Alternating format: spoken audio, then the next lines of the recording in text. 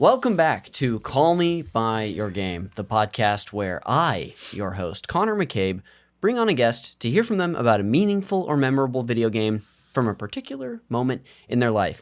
If you listen to the show, then you'll know we'll dive into as much of what our guest remembers enjoying about the game as we will get into that juicy context of how and when, gosh, that happens about half the time, how and when they had this meaningful time with it in the first place. A little bit of housekeeping up top is that there are a bunch of ways that if you enjoy the show, that you can be more connected with it and get more of these podcasts from me, your host.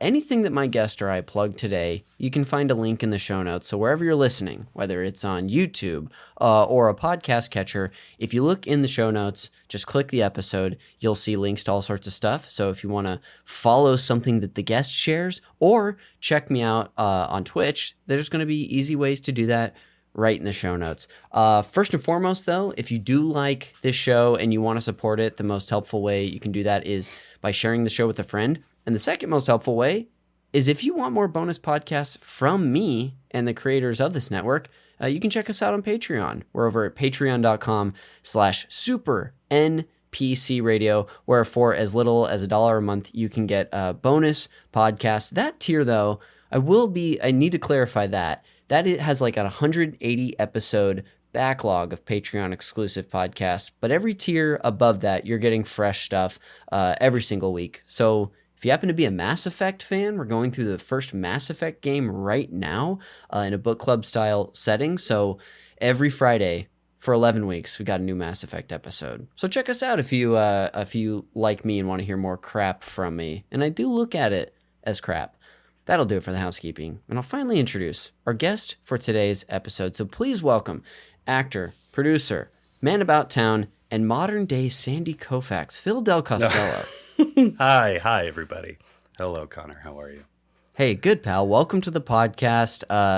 As happens on the occasional episode, we had a nice little warm up where we just got to, bask in the conversation and see each other. So it's not like this is the first time I'm talking to you, but the first time that I'm on air, and I must be cordial at this point.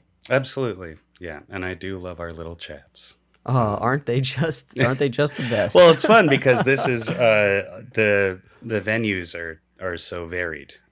They really are. Yeah, especially like where there will be like I'm a runner on third base and you're playing third base and we're and then it would be at like a comedy theater, somebody's birthday or a podcast. Yes. Yeah.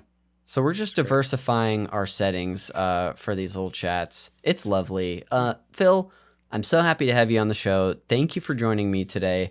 I know you, I guess, sort of how I know the majority of the guests on the show, which is I first laid eyes upon you at the UCB Theater back when you used to work there. And by there, I mean the Los Angeles Theater. I never saw you in New York because I only visited for DCMs, and you were already out in LA at that point. Yeah. When did you do, what was your first DCM? My first DCM, I didn't go until 2017. I went to 17 and 18, and that was it. Wow. Oh, wow. Yeah. Yeah, so that definitely, I was in LA. So I moved here in 2014. So I remember I didn't know you. I do not think, and I could be mistaken, so I'm asking you to hold me accountable. Sure. I don't think that we ever met at UCB, but I do remember seeing you around. Mm-hmm. But where we got to meet was on, or were you going to clarify at all? Did you ever intern at any point? Or I did, but I interned at Franklin. Okay, so maybe I just might have walked by you and not made eye contact. Just roughly walking by you if I did. There's a good chance, and I was probably like, oh, that guy doesn't like me. Mm-hmm. I interned there from... I didn't mean to be like, I did like you. Trust me, I didn't take it that way, and I won't be... Right on the money, buddy. Oof. Yes. I won't be harboring that insecurity for the rest of the show. But I interned at Franklin on Sunday nights from January of 2016 through like November or so. Great night to intern as well. We had, of course, shitty jobs, search history, and then always like a random, a different show at 7 p.m. That's great. Yeah, Love but that. Anyway, that's like how I first saw you, but we actually have gotten to know each other. This has come up. It's not the first time, by the way. The Los Angeles Baseball Federation has come up on this podcast. Yeah. But I first got into the league in 2021, the first year back from COVID. And, wow, really? Yeah. Well, wow, I could have swore it would have been earlier than that. But I don't know. going That's to all like play- a mush of Yeah. time. Yeah. It's Yeah. true. Wow. I did come out for a couple practices in 2020, like right before it got shut down. Yeah. But 2021 was my first season, and then I think because you knew people, we like knew a lot of the same people from UCB. We got to know each other a little bit, just out on the diamond. Mm-hmm. Yeah. Yeah. Never and you forget. speak the language too. I think it's also like that kind of.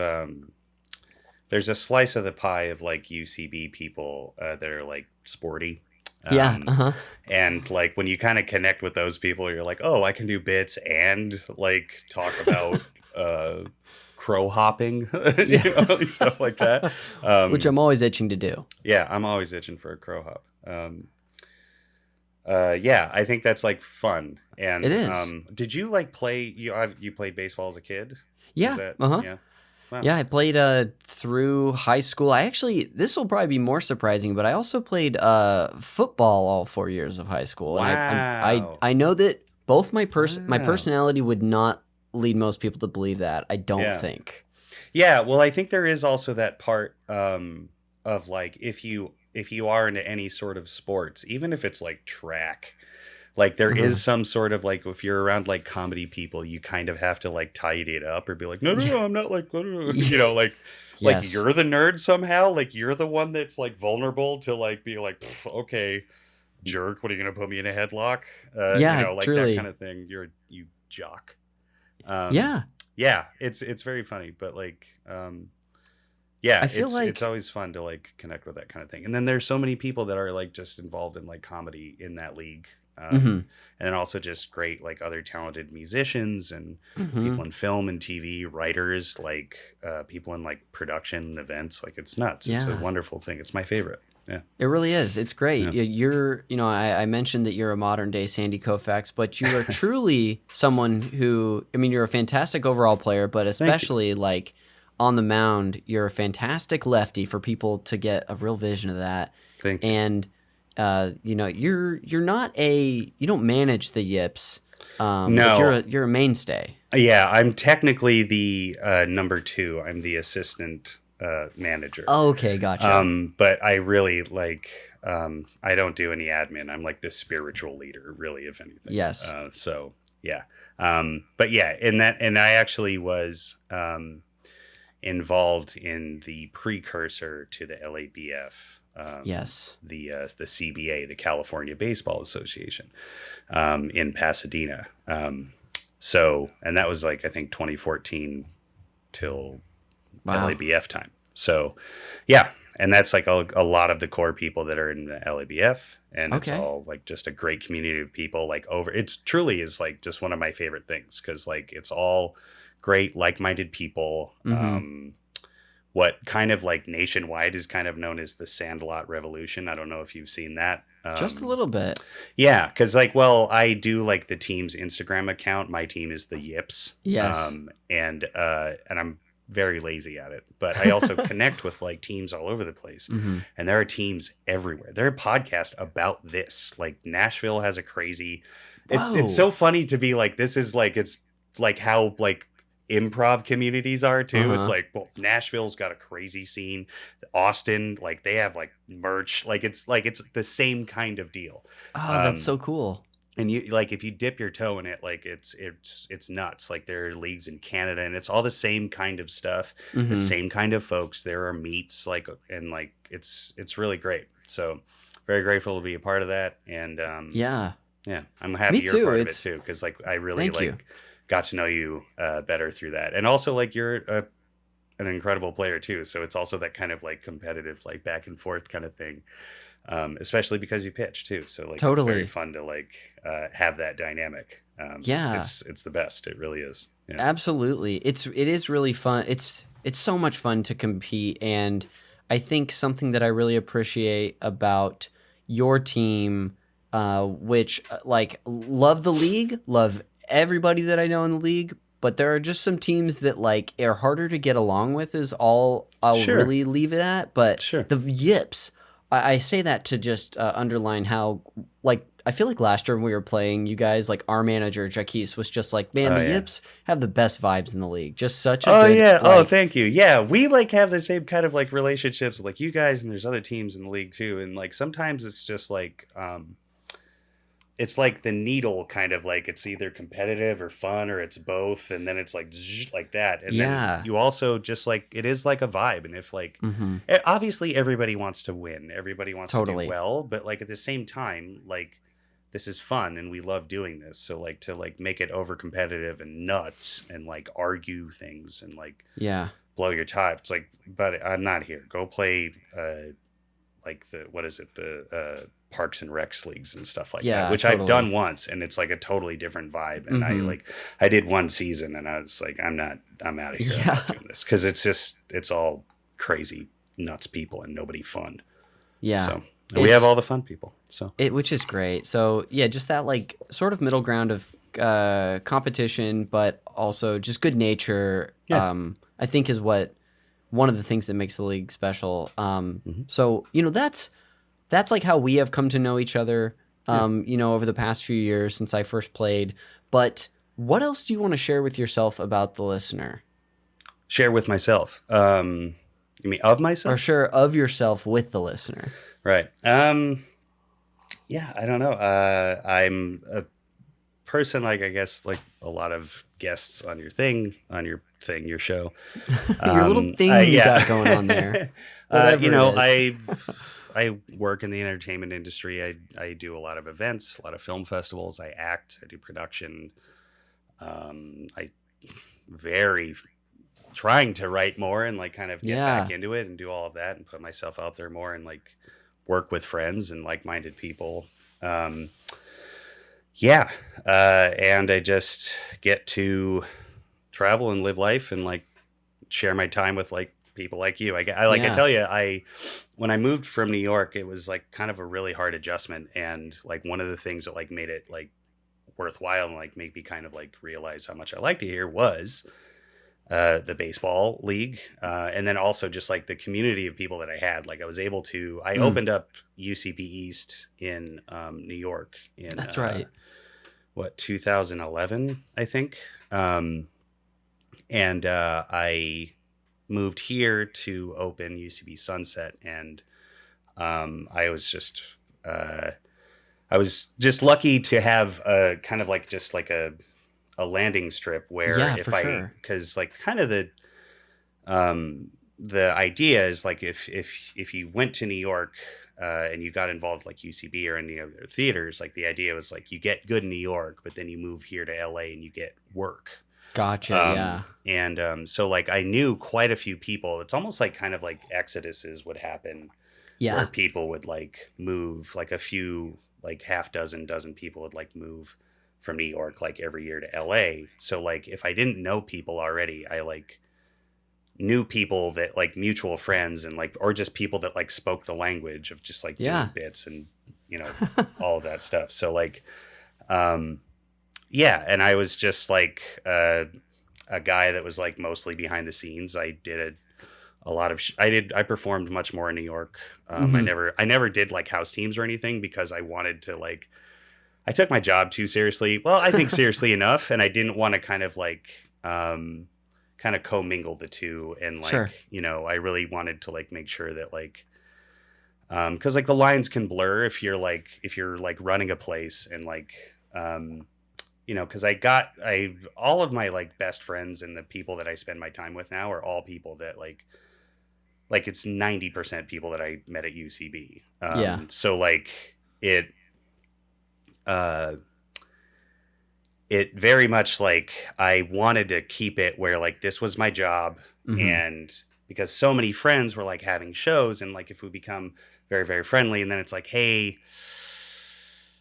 we start 15 minutes late and then like you know it gets into a thing so like I really tried to like keep those two things divided but also like I kind of was like half paranoid where like I felt people would be like, oh, well, he's like a company man, so that's why he's on the team. You know, like I very much kind of like, yeah. So like I did a lot of like Spanx and like just like random indie shows and stuff like that all over. And then here was just a much different, crazier job. So I kind of took a long time off and like I stopped acting. I stopped doing a lot of things just to focus on that. And yeah, and now I left in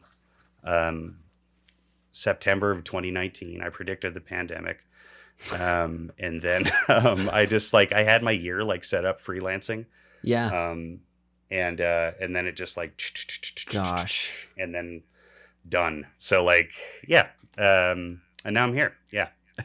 Killer. Yeah. Well, thank you for Long sharing more. No. You're all. That's exactly what I was asking for, was to share about yourself, and you did. Yeah, it's not uncommon to have someone on the show who's like, okay, was I sharing too much? And I'm like, no, that's why you're here, is to do exactly that. So thank you for sharing more about yourself. I'm sure we're going to continue to get to know you even better on the show. Before we get into your general history with games, will you please introduce what you brought on for the main event and call me by your game? Absolutely. The game I brought today is NBA Jam Tournament Edition. Specifically, the Super Nintendo version. Oh, cool. But all versions are welcome. I almost texted you earlier because I was making some graphics for the stream that we're on right now. And I was like, I don't know which version he would have had. Like, and so I just took the Genesis box art. But that's helpful to know. So when I make the actual graphic for your episode when it comes out, you know what? I put the very SNES much box. appreciate that because, as you probably know, that was like a kind of a dividing line. Big time. Where like, you know, my first ever system was the Nintendo. Yes. And it was we got it for Christmas from our like aunt, and I think it was only because we moved, because after that like parent presents just dropped off. But we got like a Nintendo, and we didn't ask for it. Maybe my older brother did. I only have an older brother, but like it showed up and I was like, what is this? And then so like I went Super Nintendo. I got a Nintendo 64, but I played like 4 games on it. Sure. And then I got a PlayStation, and that's where I like. Oh, okay, cool. That stayed. Altered your trajectory a little bit. Yeah. Well, I'm so excited to get into that a little more with you later. It's been a game that has been threatened by other people to bring on. I think specifically when Johnny. Yeah, well, when Johnny's, because people sometimes when they're guests, a little peek behind the curtain for the listener is that when I'm chatting with a guest to come on, I usually, advise like, hey, think of a few games just in case we've done one before. And so this one's been thrown out several times, and we finally got our guest who's destined to bring it on. I was going to say Johnny's Forcebind was one person who was like, yeah, that makes sense. Considering He's a big basketball head. Yeah. That being the case, we'll talk about that for the main event later. Let's get into your general history with games. It sounds like it started with you receiving an NES, or did anything sort of precede that? No. I have a very blurry memory that maybe when I was like 4, I saw an Atari, but like, 'cause I remember being like, they're doing things on the TV. What is happening?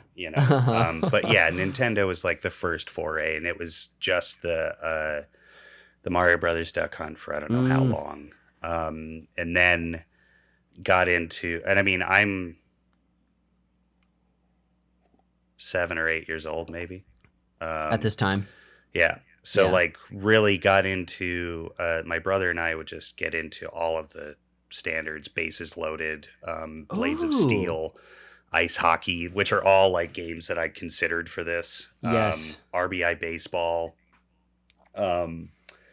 Really like, Bionic Commando, like there's a really wide variety. My mom got into there's a game called Vegas Stakes, which is a casino game. Sure. And when we got the Super Nintendo, we found her one that was a casino, like another casino game. And it's something that I Oh, truly think is missing today, is like a kind of semi-plot driven casino game. Because these games would be, you wouldn't just go up and like play slots. Like you'd be yeah.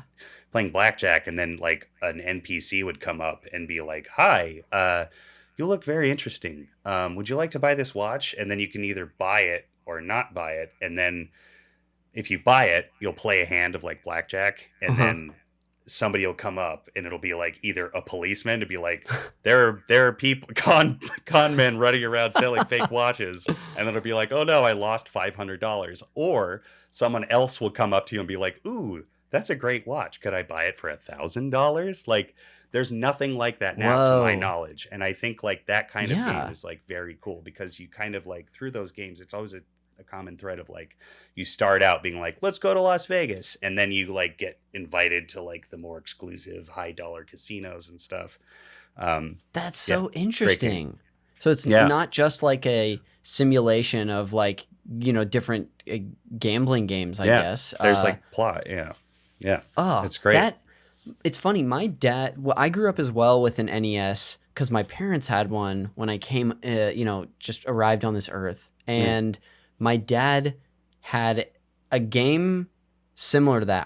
After we wrap up today, or maybe on the break, I'll yeah. look because I have the box for it still, and it's something along those lines. So if it's Vegas Stakes, I'm gonna have to find a way to play I it. think Vegas Stakes is the Super Nintendo Oh, one. okay, gotcha. And then the Nintendo one was called something else. I don't know. I don't necessarily think they're the same company, Oh, but sure. they're like the same type of game. Okay. That was just like, yeah. Oh, do find it, and I want to know if you found it, because also like if you have like any kind of like emulator thing, you could definitely find it, and I would Oh, I recommend bet. playing it, because Yeah, it's like, yeah, it's just great. And then just the backdrop of like playing poker, like, and yeah. all that other kind of stuff. It's really fun. So That is yeah. fun. So you've named a few standouts on this NES. Do you Hmm. remember like anticipating the SNES?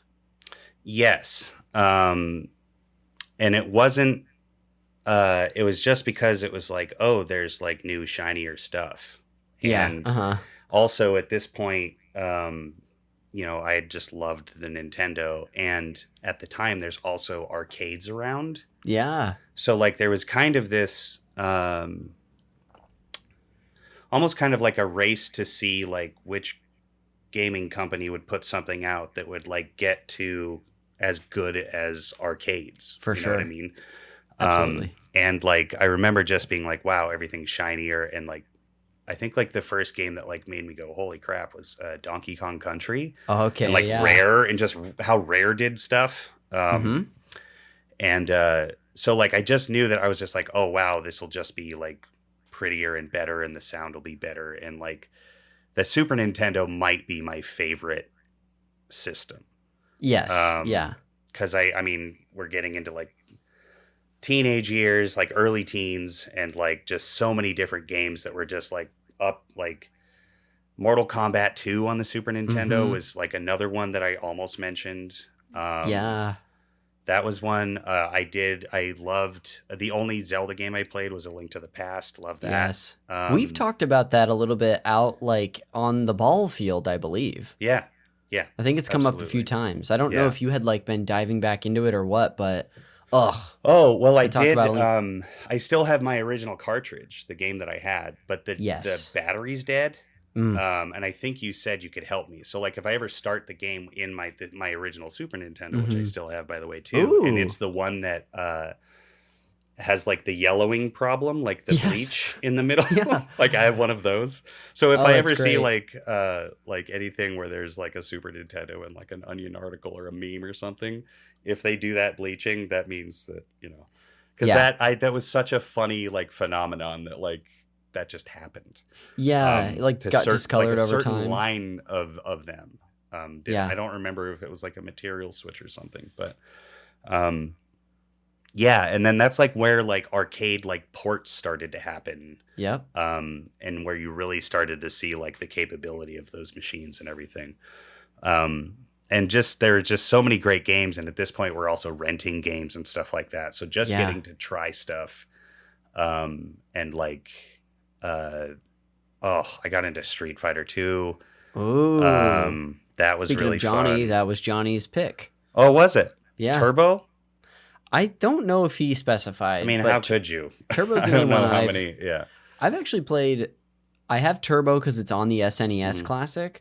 But when I bought my Super Nintendo in the year 2019, one of the games it came with was Street Fighter 2 Alpha. Oh yeah. Okay. So strangely, that's the only actual hard copy of a Street Fighter game that I have. Wow. Fun.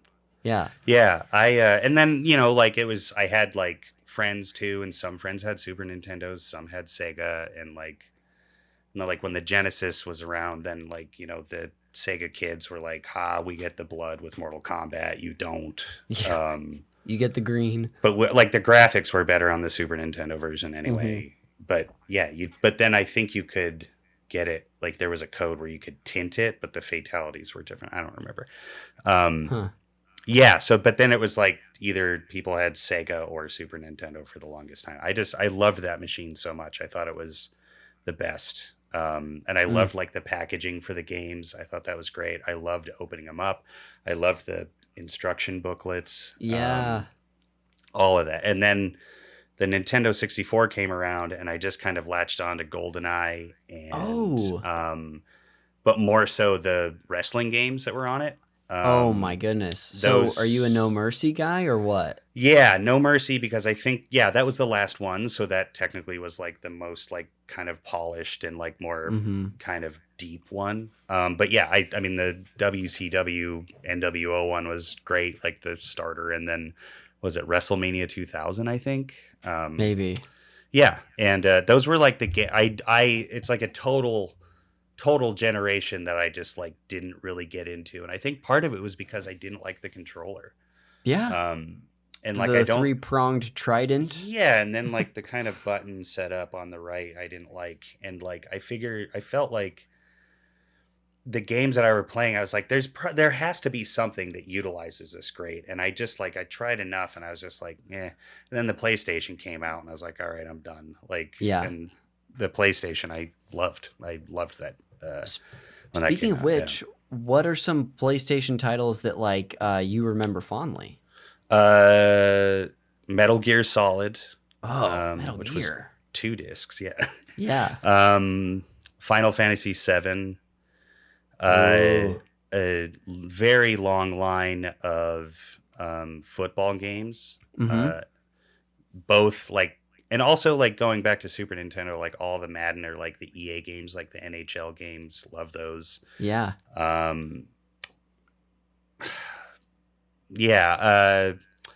then there was a different company for the PlayStation that made NFL games. I forget what they were called, and they were great, but there was Madden, and then there was also this line of games. Okay. I forget what it was called. But it was great. And my friends and I played that a lot. It was a very, very, what the heck was that game called? Gosh, I wish I knew. Someone will come up with. Oh, Game Day, I think it was called. Okay. And they had like a lot of those sports kind of like companies, like they would make college ones too. Yeah. Or they just like was the same game, but they just did the uniforms. And they had they made a college game. This company that made Game Day, and that one had like all like of the fight songs in the colleges and stuff like that, and like all of they were great games. What else did I play on the PlayStation? You have a fun mix though of like an experience that sort of speaks to more of my earlier gaming, where I was playing, I almost said actual video games, but like non-sports titles, and then I also like, which makes sense because we play sports, we love sports. Yeah. I love digging into a sports game that just really hits in the right way. I mean, of course, like I'm jumping the shark here, but Super Mega Baseball is a game that we both really enjoy. So that, we can see that lineage, but absolutely. Oh yeah. And that's like where I feel like so many games from that time, sorry to cut you off. Like, no, you're good. Especially like the Super Nintendo era, not to sound like an old person, but I feel like they just figured out the nuts and bolts of like what make those games great and fun to play. I mean, I didn't even mention Tecmo, like the football Yeah. games, especially Super Tecmo Bowl. Like those were just like very simple. And like today, like when I every time I try to play MLB The Show, it's just like baseball simulator, and I don't. It's Yeah. just too much. And Super Mega Baseball is like very, very simplified, while also like just being an all around great game. So yeah. Yeah. And then I think a big part of like kind of a weird part of my life is I enlisted in the Coast Guard, and I kind of like fell off the face of the earth with a lot of stuff. I didn't like keep up with TV. I was on ships all the time. So like I didn't keep up with TV shows. I didn't really watch sports anymore. Like I just kind of like fell off. And then I think I like picked up a used PlayStation 2. And I liked a few games on there, like Grand Theft Auto, Vice City. Yeah. And I remember trying The Sims and being excited for it and hating it. And this by that is while point, you're in the Coast Guard? Yeah. Gotcha. And I played. I was on a ship that would go out for 3 to 6 months at a time. And I was lucky enough to have a room that I split with 3 other people. But like at the end of my bed, or what they call a rack on a ship, I was able to have like a little TV, and I brought my PlayStation with me. So I was able to kind of really dive deep into like a lot of games, because I'm out in the middle of the ocean. I can't do anything else. Like we didn't even have internet, you know what I mean? So like it was like, I've read enough books, I've worked out enough, I've watched enough movies, like this is the next thing. And I remember I had one friend who like got totally sucked into Morrowind on the Xbox. Oh yeah. And like he would like get up, go to work, and then immediately go back into his room and just play that. And wow. And one of my favorite kind of gaming memories in general was like people had like Xboxes, and there were a few nights where we would be out in the middle of the ocean, and we would go out on the mess deck where everybody ate, the lunchroom, let's say, and we had TVs there, and we set up LAN Halo matches. Oh man. And like everybody just piled into the room, and like we would play, and like it was funny to be like in like a military uniform where there are like people that yell at you all day, and everybody's like chuckling around and like laughing, and like the new guys like beating the old guys, you know, stuff like that. Like very weird camaraderie type stuff. But that was like a good thing to keep me company as well. I never really got into handhelds outside of a Game Boy. Sure. Game Boy was the only thing I ever won out of like the back of a magazine, like a sweepstakes. Boys Life magazine. I remember I was like maybe like 10 or 11 years old, and I was like, oh, like my mom was like, send this in, and I did. And a box came up like 6 to 8 weeks later. And it was a Game Boy, and it had Tetris in it, and it had Yoshi's Cookie as well. Oh my goodness. Yeah, so I had like a Game Boy for free. Like crazy. That's amazing. This might be too far back, but did you know you won, or did it just show up? It just showed up. There wasn't like any like nothing in the mail. Like I didn't get a postcard or anything. It just like showed up, and then like there was a letter in there that said like that I won. But yeah, there was no word. I won something out of the back of a magazine, a sweepstakes, and it was That's so funny. You're just proof that it's possible out there, folks. So truly. Enter sweepstakes, sweepstakes, people. For all 6 of you who still have magazine subscriptions, it's really you have a good chance here. I had GamePro magazine for a minute. Because I was very excited about that kind of stuff. I won't give anything away, but to preview or tease a little bit your fact me by your game segment later, I'm pulling something from GamePro. Oh wow! Like an old GamePro edition. Yeah. And I think like also having that, I think it was because in Little League, you know, back in the 90s, they would just send kids out to try to sell magazine subscriptions. Yes. So like I would do that, and like because I had that, like it was something where if I hit a certain tier, I was able to like have a magazine subscription. So I got that. Oh. So that was like something that like I was just reading about like new games coming out and everything, just like getting very excited. I remember when I brought the Mortal Kombat 2 like Super Nintendo one to school, like got to school like in line. I was like, guys, look, and it was like I remember because I had Raiden on the cover, and it was like a big like monumental deal because also it was gonna have blood, and like it looked great, you know. So yeah, I loved having that magazine. I think it was like something that like kind of going like if I shoot forward now, I don't keep up too much. I do to a degree, but like I'm more interested in like things coming out and the production in that's involved with them and the music and stuff, and not necessarily like sitting down and being like, oh, I want to play this. Sure, yeah. More of the process. Yeah, and I think like to a degree, I don't necessarily watch like people stream, but I do like if I'm sitting in a room with somebody and they're playing a game they like, I like that. That's a good hang. Okay, cool. So yeah, but I like GamePro is like very cool, and to like go back to like arcades and stuff, which is where I first fell in love with NBA Jam. I would my dad would sometimes like have to go into work on like a Saturday, so he'd take me, and he was a recruiter for the Coast Guard, believe it or not, and he worked in like a shitty mall.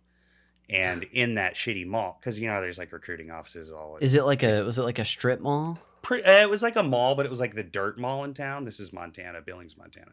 Oh, so there's like the good mall and then the dirt mall. Gotcha. So like he would be like, and again, this is the '90s. You know, he'd go do his work and he would give me like $5, and I'd go to the arcade. But on the way to the arcade, I would go into this Albertsons that was in that mall. And I would go to the rack and I'd look at like the latest gaming magazines. And this is where I learned like Mortal Kombat 2 fatalities and stuff like that. And like, so I would like, I'm like 12 years old and I'm like, okay, so I'm going to do Scorpion today. Okay. That's how he does this. And then I would like memorize it. And then I'd walk over to the arcade and pump quarters in it and play as Scorpion. Yes. And that was I did like every few weeks, like we would do that. And it was like a fun thing, again, by myself in a mall. But yeah, I loved doing that stuff. I thought it was so fun. That's awesome. I would love to ask about your like. I don't need us to catch up quite to where you are now with gaming at the moment. I will ask about that, but between this like Coast Guard PS2 era for you, do you remember like some standouts after those years? Or if you got back into gaming at all or not? Yeah. I started going to school while I was still in the Coast Guard, college, and in doing that, and when I got out, I just went to college full time and worked pretty much full time also. And I got that GI Bill. So I had to have a desktop computer for school. So I got one, but I wanted to like try that out, gaming as well. Oh yeah. So I played the first Call of Duty with my brother, and I really credit gaming to like my brother and I getting close because we were playing like multiplayer together and like talking, you know what I mean? Because this is like right around when like texting's starting, so like there wasn't like a lot of that, so like we really kind of like got closer playing together. And I ventured into PC a little bit, but I also like couldn't go backwards with it. I loved like backwards compatible with like older games. Yes, so like I loved Half-Life 2. I loved Counter-Strike Source. I tried to play Half-Life and I was like, this is rough. Like, you know, maxing it out, I was like, I can't do this. Yeah. But then I really got into, it was just the perfect type of game, RTS. I really got into the Lord of the Rings Battle for Middle-earth games. Oh, yeah, I know those. Those were awesome because those were I think they were part of that like time when EA had the license to the films. So like there was kind of like some side-scrolly hack and slash games on the Xbox, I think. And they were also licensed, so like you had like Ian McKellen as Gandalf, like, oh, you know, like all that. This sorry, was is part he of here it. right now? Yeah. So those games were great because I never played RTS games. I liked the theory of them, but like I don't I don't need like the minutia of like, well, you have to get 100 grain to update the mill, and then after the mill is updated, then you can get more soldiers. I don't like need all of that. I just want to Sure. get to like right after that where we get into the fighting and everything. And I loved that game. I thought it was so great. And I had like a little bit of time where I was like into the PC games just because, but I fell off because it was like every like 8 months you had to update your graphics card for some new game and stuff like that. I loved the second Call of Duty and then fell off with that. And then I had a roommate who was like kind of in, like he was the person I would watch play games. And we lived together and we landed together Battlefield 1942. Yeah. And would just waste time like as two different giant armies fighting each other. Yeah. And then after that, I jumped to Xbox with the 360. Okay. And it was only because I had a friend who produced a gaming, like esports kind of thing in the Midwest. And like, I worked an event with him and I was like, hey, you have like Xboxes, right? Like you could sell me one for like nothing.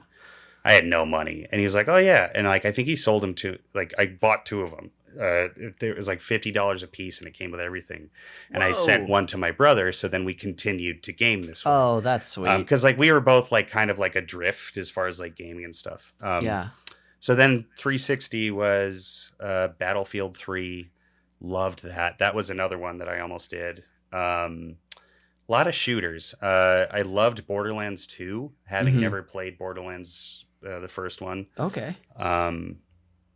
Red Dead Redemption, loved that.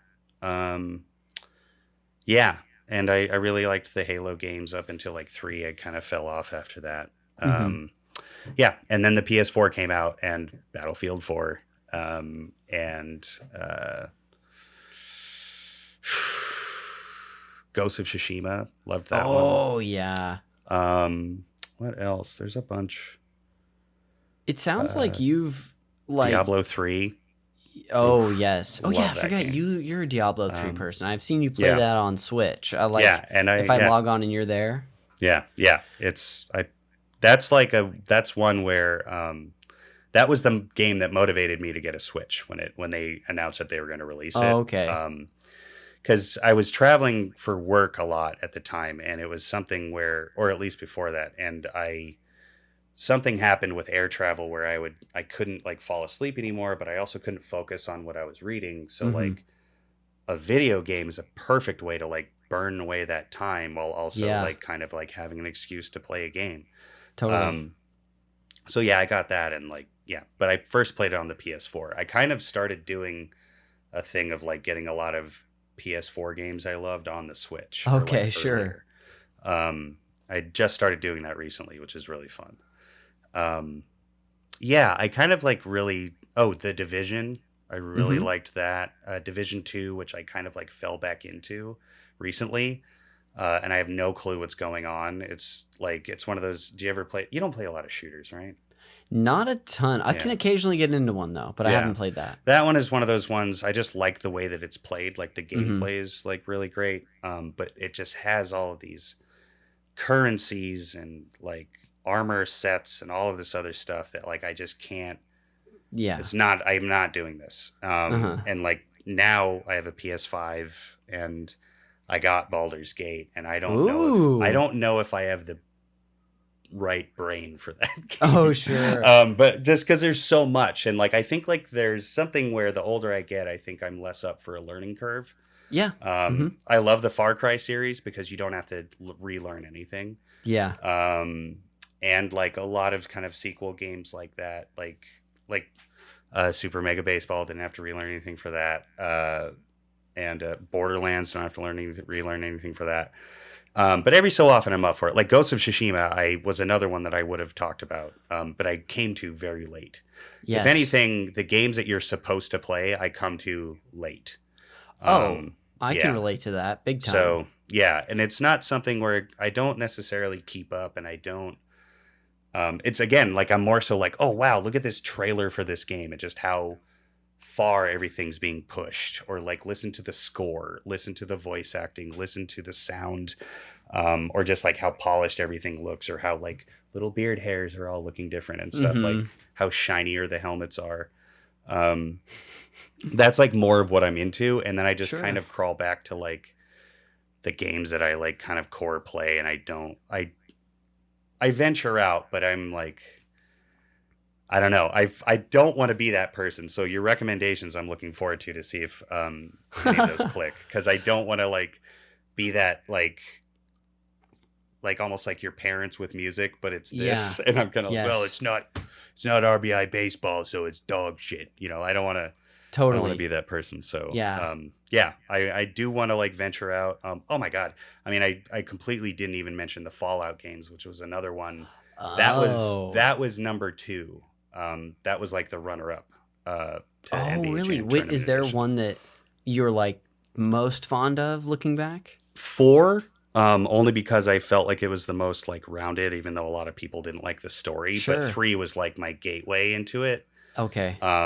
And it was only because that roommate that I had, I watched him play it while I would like study, and I would just be in the room, and then he would just kind of tell me what's going on, and then finals are over, let's give it a shot, and then just like I'm stuck on the couch like playing that game. So 3 was like the gateway, and like I very much I lucked out. There's a great indie gaming store called World 8 here. Have you ever been there? I have. Yeah. I've been to the one on Vermont. Yeah, I walked in there once in December looking for a Christmas gift, and they had like this sale going on, and it was there was just that day was used consoles, and I got the Xbox Series S for very, very cheap. Like it was criminally cheap.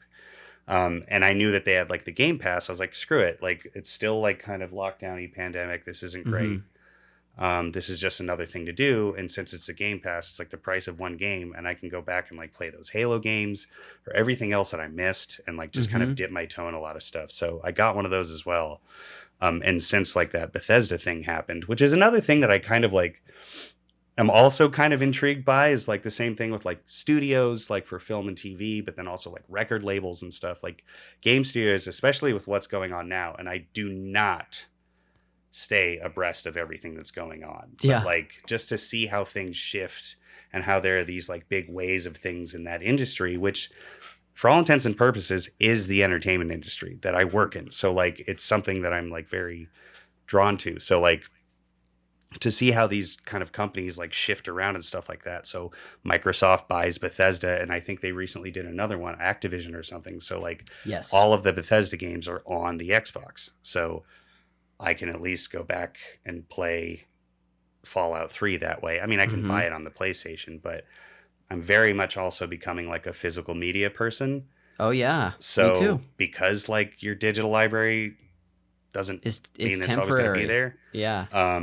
So like I really kind of like, I don't think I'm going to like start hoarding game cartridges or anything like that. But like, you know, when you can't play something old that you want to play just because like the licensing expired or they just don't want to put it out, whatever it is, like that sucks, you know? Yeah. And it's something that like in the, when we were warming up talking about, or whatever, when we started kind of getting set up, like we talked about, what is it? Emulation and like stuff like that. Like, that's just kind of like, sure, there's any sort of argument of it being like, well, you're downloading illegally, piracy, It's like, well, there's no way to preserve these things. Like, so you have to do that. Otherwise you have like, I have a Zelda cartridge that has a battery dead. Like, you know what I mean? Like that kind of stuff. And that stuff's not going to last for forever. So like, if you're not going to put that out for people to like enjoy the same way that a library has books or a video rental place, which is few and far between, like like a library of those things. Like if you don't have that, then it just like, it's just not a part of life. And that's insane. Yeah. So like that kind of stuff, Preaching like where you choir. kind of have to do these hopscotchy things. Well, I want to play Fallout 3, so I'm going to do it here. And and here we are. I'm totally with you on that. Like big time. I think there was a study that came out this last year about how something like 80% of games have already been lost to time. I might be totally misquoting the percentage, but that so much has been lost to time because it hasn't been preserved, because these companies don't always have like an incentive to preserve it outside of reselling it to you. Well, yeah, it's content. It's not, a piece of art or anything. And but then there's also things like that Atari graveyard thing. Yeah. It's like all, it's really, it sucks. I mean, and that just extends to everything else that we do in our lives, like involving what we do, comedy and film, TV and everything else. Like it's not fun. No, it's all connected. I feel like there was so much that was relevant, especially this last year during the different like union strikes in Hollywood. And absolutely. How now like there'll be whole seasons of TV that are filmed that the studios can just cancel and write off, and it's a bummer on many levels. Truly. What I wanted to ask you, sort of as we close out this segment, is has there been a game that is new to you recently that you've been just like absorbed by, or is there anything that you're looking forward to coming out in the future? Going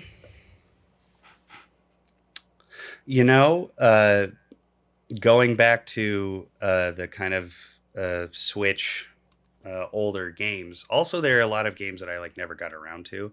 Yeah. And also that whole kind of thing I was talking about with like PCs and like going back to older things, I kind of have a rough time with that, with like older games, even older games that I love, because I think after a while your memory of them is a little different. You kind of soften it up, and then like when you go back and play like Battletoads, you're like, this is impossible. Yeah.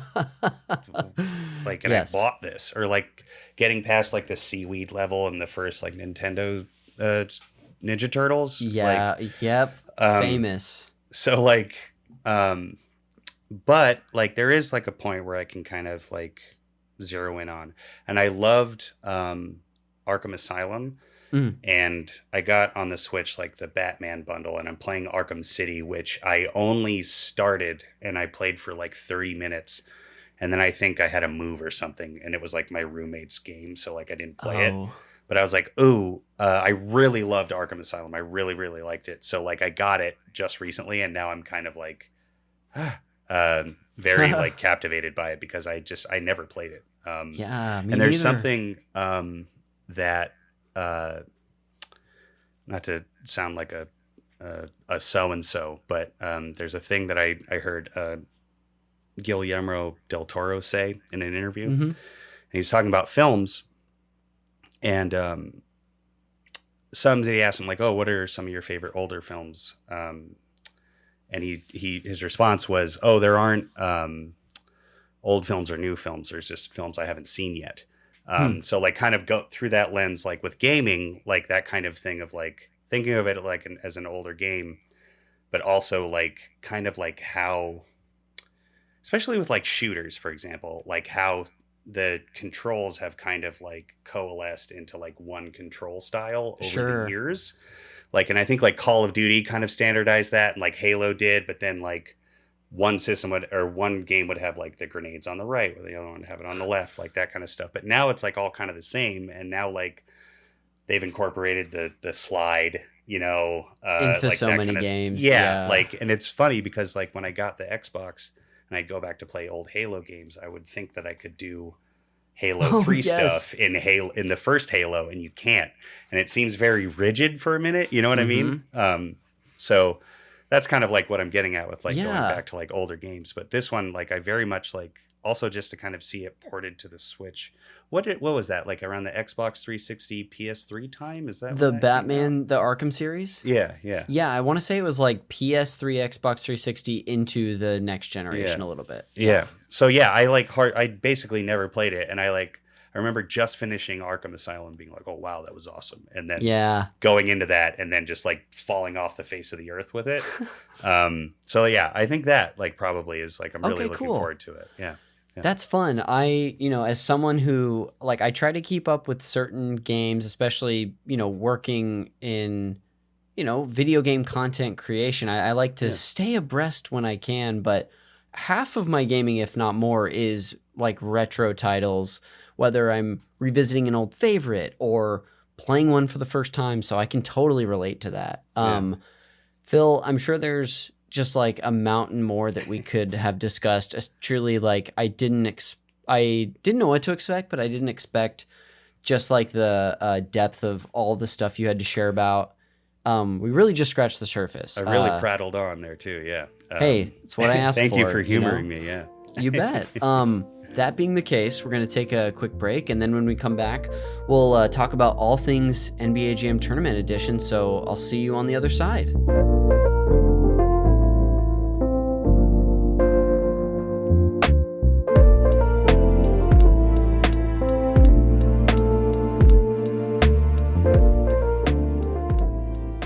Greetings, Commander Jeremy. Greetings, Commander Connor. And I'm Otacon. We are here to spread the news about our Mass Effect Games Club on patreon.com/SuperNPCRadio. Whether you're Aquarian, Solarian, or Vegetarian, you can play along with the show as we cruise through Mass Effect 1 and discuss our journey on a new podcast episode every Friday. You can listen to the entire thing by supporting us at the $5 DJ Toad tier and above at patreon.com/SuperNPCRadio. Call me a Paragon or Renegade, if you're nasty. Hey guys, look. Here comes Garrus. He's so hot. Why don't you try and romance him? Here he comes now. Hello, humans. Something smells a little funny. It's piss. I'm sorry. Yuck. Well, Otacon, it was worth a shot. Who could have predicted that? Check out the Mass Effect Games Club over at patreon.com/SuperNPCRadio. Welcome back to Call Me by Your Game. Myself, your host, Connor McCabe, is still here with our guest, Phil Del Costello. Hello, Phil. Hi. Finally, we'll get into the fun main event. As I may or may not have told you, I'm going to do a little table setting for the listener about NBA Jam Tournament Edition. Just like laying out basically what the game is exactly, even though it's probably pretty well known at this point. But if you want to jump in at any time to add facts before we talk about your personal history, you got the green light. Okay. Love it. Great. Awesome. Here I go without further ado. NBA Jam Tournament Edition is an updated version of NBA Jam that originally was released in the arcade version. So the version that we're going to get here, at least one of the versions we'll hear from Phil about, was the first version of this.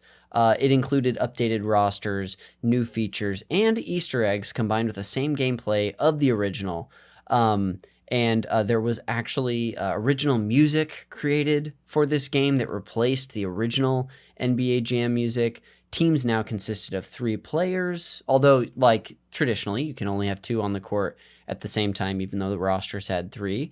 There were a ton of updates. This is sort of, from all accounts, viewed as like the definitive edition of the original NBA Jam, as you know, there have been a couple other editions throughout the years. But yeah, this was an incredible success. It would eventually be ported to a bunch of consoles, including the Super NES, the Genesis, 32X, Game Boy, Game Gear, Sega Saturn, PlayStation, Jaguar, and the PlayStation port serving as a North American launch title for the system, which is crazy. But yeah, this is an incredibly successful game.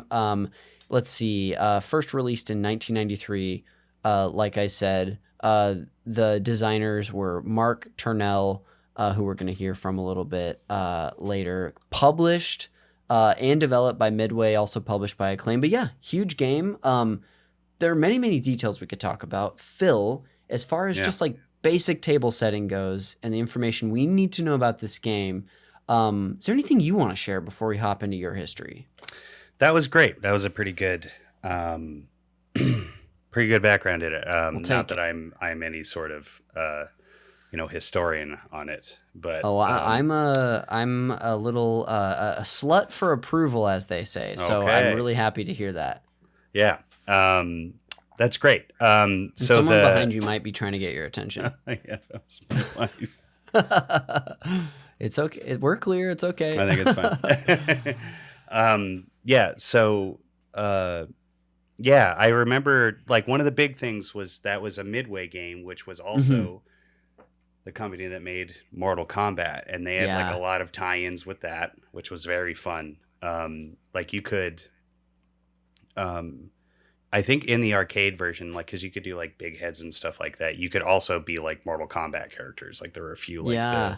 like Scorpion and Sub-Zero and stuff like that. So like that was like a fun kind of crazy detail. And then it does get into, because I read into this a little bit a while ago, and like it does get into that kind of like brand studio stuff that we were talking about, where Acclaim went one way and Midway went the other. And I think Acclaim kept NBA Jam, and Midway went and made NBA Hang Time, which was a very, very similar game with like a couple of like other like kind of like, I remember you could do a spin move in that game. And then where I lost the thread was like when it got like next gen, because I think they did like an Xbox 360 one, and then it like went beyond that, and like they started going like 3D, which like the 2D thing is where it's at. Yeah. But yeah, like those, it was very funny. And then like there are also like these little particulars with like the licensing stuff. Like Michael Jordan wasn't in the game. Shaq was in the first version of the game, but then they took him out. So he's not in this edition. He's not in the original edition, no.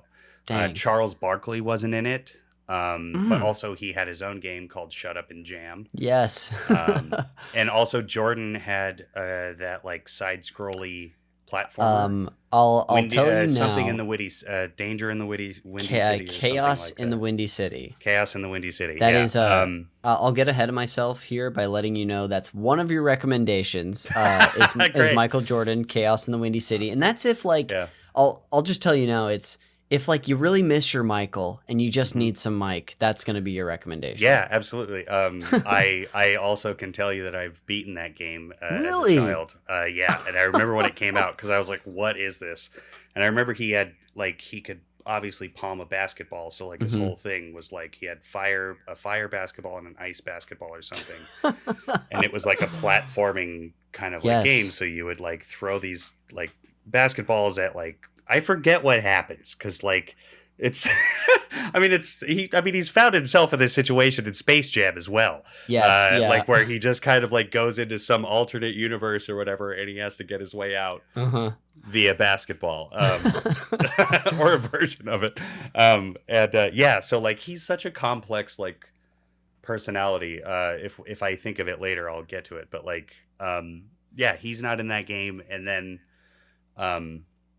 I know you're just talking about like the intro to the game, but like those kinds of things like really fascinated me because also EA Sports had Shaq because they had a contract with him. So like their NBA games, they could they had Shaq. That was fine. Yeah. So like their string of games had him. And I always found that like very interesting, even though I was like 12, 13, 14, or whatever at the time. I was like, what does that mean? How come he's a basketball player, but he's not in the game? What is that? Learning about all that being stuff. Confused about that for certain sports games. Yeah. And like to think about that too, especially now, like looking back to a game that's how old are we talking now? 31 years. 31 years old. Like to kind of look back now, if you're like not familiar with that game, you know who Michael Jordan is, but then you turn on an NBA basketball game and he's not on it. Yeah. It's like, how does that work? Like, it's very, very interesting how all of that kind of like turned up. So yeah, you did a great job. Cool. Otherwise. Well, hey, the table's set. You gave us a little preview earlier, I believe, by saying that your intro to this game, or at least the first time you played it, was in the arcade. Yeah, absolutely. Yeah. Awesome. And there's still like, I think like some, obviously there's like original like cabinets of that game around. And I think there's still one over by me in Echo Park here at Button Mash. Oh, cool. And I remember like, specifically when the tournament edition one, cause I love the first one, when that one came out and like, it just like the sound and like how good it looked, but then also like, and this is kind of going back to what I was talking about earlier about how seeing like in real time how like video game systems progressed and got sure. better. So like one thing that I was like so captivated by was in the arcade, like the commentator would say the players' names, and I was like, oh my god, like, because that doesn't happen in the tournament, in the Super Nintendo, doesn't happen in any of the ports, and it didn't happen really at any point with any sports video game at that time anyway, because that was just way too much. And I think like the audio files were like a crazy format at the time, because this is cartridges, you know. So like that, like I was so taken by like just hearing like Pippin, you know, like Rodman driving up, you know, like that kind of stuff. I was like, so like, holy crap. Good. Like, oh yeah. I also read there's an article, an interview with the guy that is the voice in the Athletic. And apparently like for the first game, he got paid like $850 to do that job. That checks out. Yeah. Which still today, here we, you know, right. Still fighting the same fight. Yeah. But like I was so captivated by like how, and like all the other kind of like games that I had mentioned, like especially like Mortal Kombat or like Street Fighter, or like when like Tekken or like Virtua Fighter came out, to just see those things like happen in real time. Whereas like now, yes, I can tell the difference mostly between a PS5 and a PS4, but like, you know, definitely between like a PS3 and a PS5, but like, back then, it was like there were just these jumps. And you mentioned the 32X, which like I fully forgot about. Yeah. And to also see those kinds of like experiments come out and fail. Yeah. Like the 32X or the Saturn or the what's the other thing? Another the Sega Dreamcast. Console? Yes. Then I remember I had a birthday party. I was like 12, I think, and we rented a 3DO, which Panasonic made. Oh my goodness! Which was discs. That was the first disc system I ever saw. Which like had one of my favorite Sega Genesis games. It had Road Rash on it, and it was like this 3DO version of Road Rash, so it looked awesome for the time. And like I remember we rented it, and like you go to a video rental store and like they give you this big briefcase with like foam cutouts, and it felt like you were basically borrowing somebody else's thing, but like to have like a peripheral that you brought home and then like pulled your big tube TV out and plugged in and everything else, like it was such a weird thing to me. Yeah. And also it was like, it cost a lot of money, but yeah. So like to see those things like advance, and then like to see those ports where they're kind of like more or less like stepped down, but still tried to like capture as much, and to just see where they made sacrifices. Because like the Super Nintendo version, which is the specific version that I more or less am more connected to, given, I mean, even with the arcade one, but to see where like they would, like there was still commentary, but it wasn't the names, and it was like, you know, boom shakalaka, he's on fire, that kind of stuff. Was just like very interesting. And then like the size of the players and the details and that kind of stuff, and then like what they would bring over from like the arcade versions to that, I just found that like very interesting. Yeah. Here comes the cat. Okay, now the party's really there we going go. Now on. it's time to hang.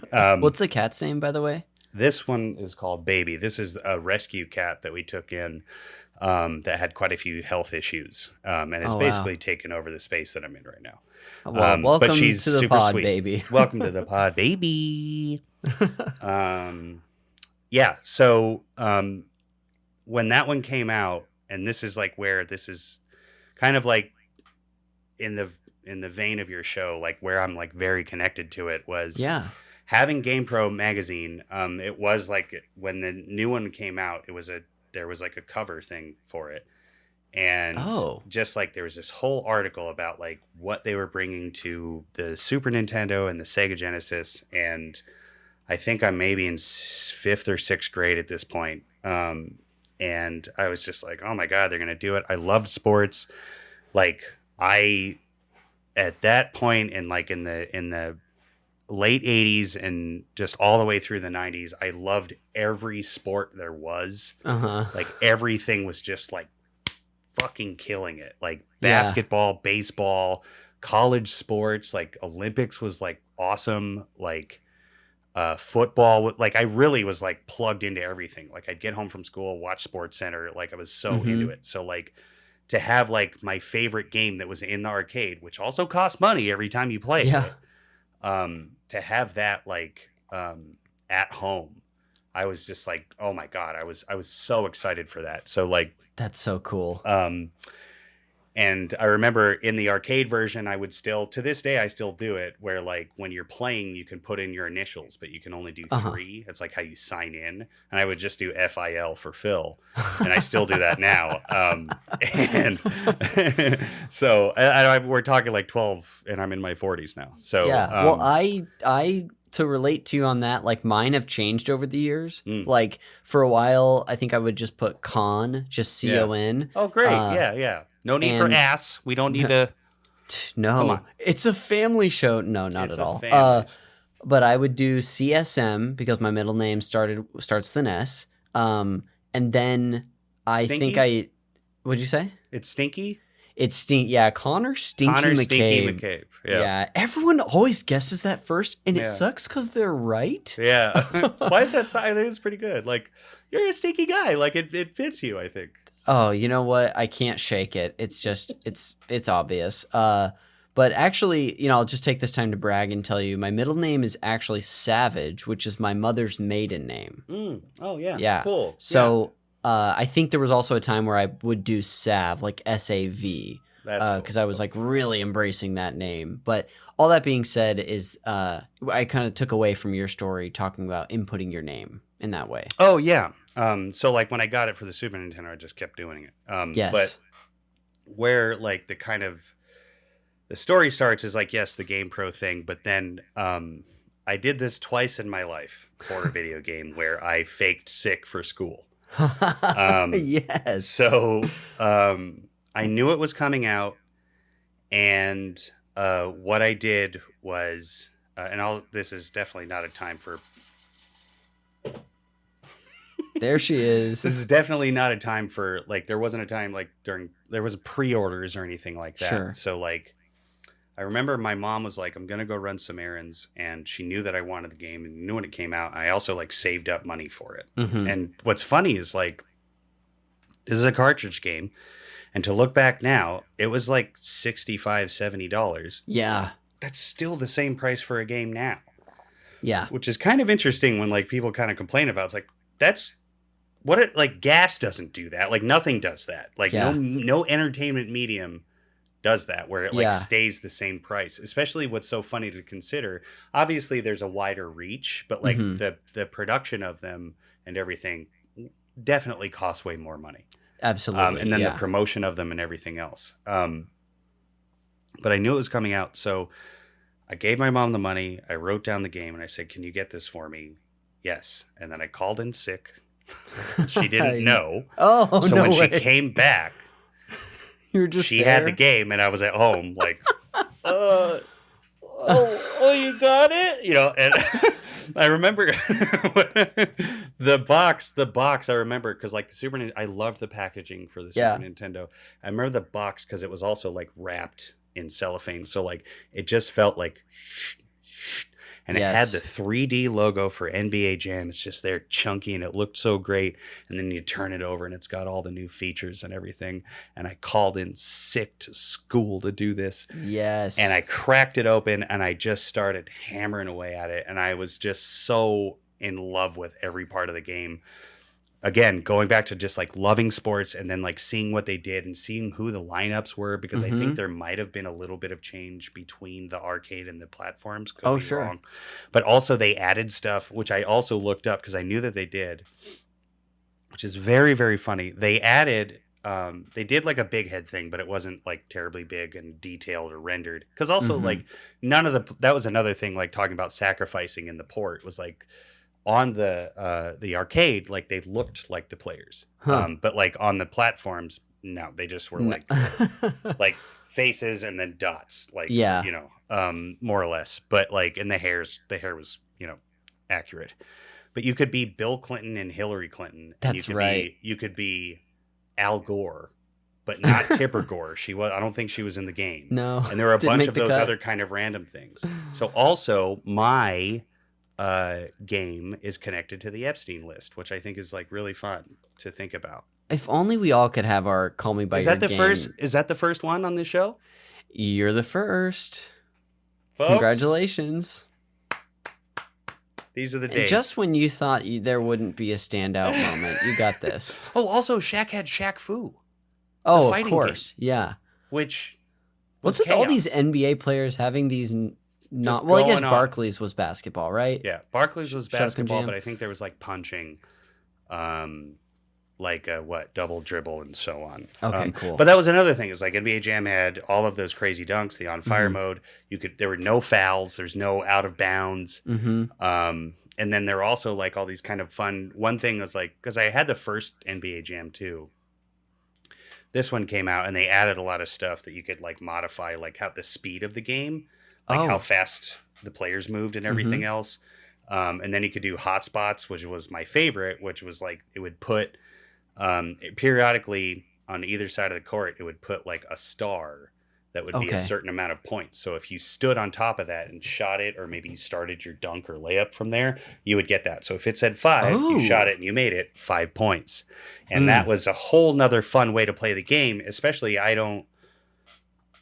there might be a game back then that did such a thing where like it was like a straight up, I mean, sure with the flippy dunks and stuff, but like it was still a sports game that still had time and 2-pointers and 3-pointers and free throws. That was it. But then adding this was like a whole nother way to do it, and it ended up like really kind of shaping like the way like the game, like the outcomes of the game, especially like playing with friends and stuff like that. Oh, I bet. And then also you mentioned it in the opening, but like there were like 3 players usually on each team. But then if you played a whole season with a team, you would often unlock another player on that team. Oh. So I would just like, I mean, I guess in the sense of like grinding, I would like just like go through like with the Pacers, like teams I never liked. And I would just like, just to see who was on it, because there was no way for me to find out. Sure, I couldn't like yeah. go to Google and like be like, is Scottie Pippen on the Bulls? Or I mean, obviously he was, but like that kind of thing I like never did. And they also Totally. had a rookie team